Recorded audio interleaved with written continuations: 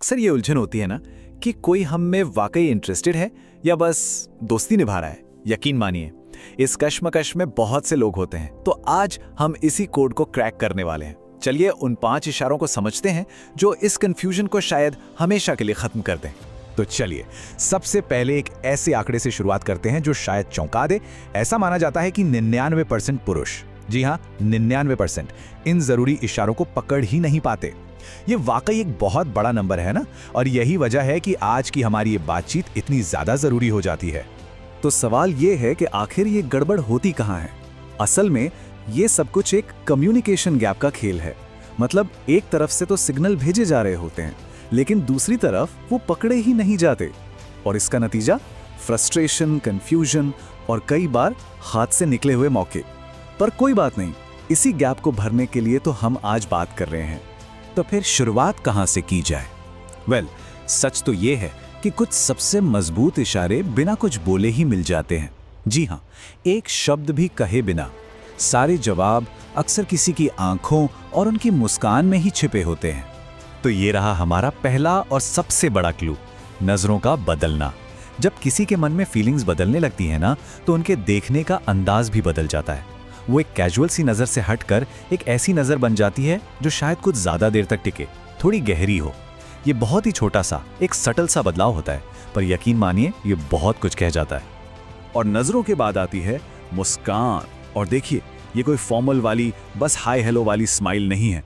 हम बात कर रहे हैं उस सच्ची वार्म स्माइल की जो जब भी नजरें मिलती हैं तो उनके चेहरे पर अपने आप आ जाती है। ये एक बहुत ही पावरफुल सिग्नल हो सकता है। ओके, तो अभी तक हमने उन इशारों की बात की जिन्हें बस गौर से देखने की जरूरत होती है।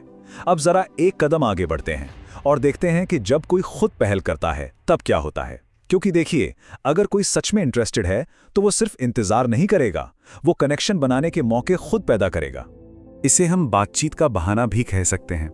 कई बार ऐसा होता है ना कि कोई एक ही इंसान बार बार बात करने की कोई ना कोई वजह ढूंढ ही लेता है। कभी काम को लेकर कोई छोटा सा सवाल, तो कभी किसी के शौक पर यूं ही कोई कमेंट। जब ये चीज बार बार होने लगे तो समझ जाइए ये शायद सिर्फ एक इत्तेफाक नहीं है। इसका मतलब है कि वो इंसान एक्टिवली एक कनेक्शन बनाने की कोशिश कर रहा है। अब कहानी और भी दिलचस्प मोड़ लेती है जब बात आती है सोशल सेटिंग्स की, मतलब दोस्तों के ग्रुप में या किसी पार्टी में। देखिए, कोई अकेले में कैसे बिहेव करता है वो एक बात है, लेकिन जब आसपास और भी लोग हों तब उनका बर्ताव उनकी असली फीलिंग्स के बारे में बहुत कुछ बता सकता है। यहाँ पर 2 बहुत बड़े इशारे देखने को मिलते हैं।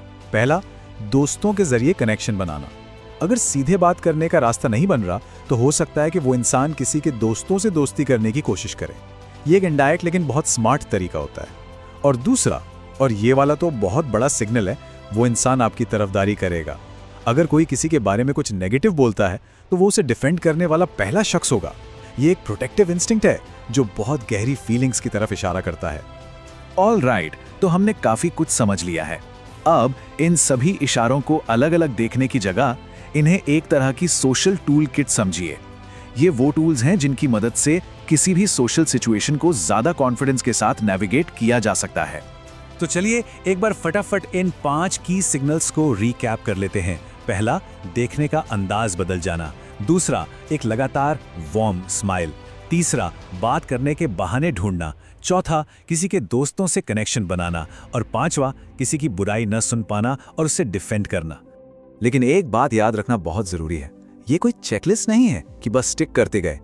कॉन्टेक्स्ट यानी कि संदर्भ ही सब कुछ है। ये कोई पत्थर की लकीर नहीं है, ये सिर्फ क्लूज हैं, इशारे हैं। एक अच्छे डिटेक्टिव की तरह इन सबको जोड़कर पूरी पिक्चर को देखना होता है। आखिर में इन इशारों को समझना तो बस पहला कदम है।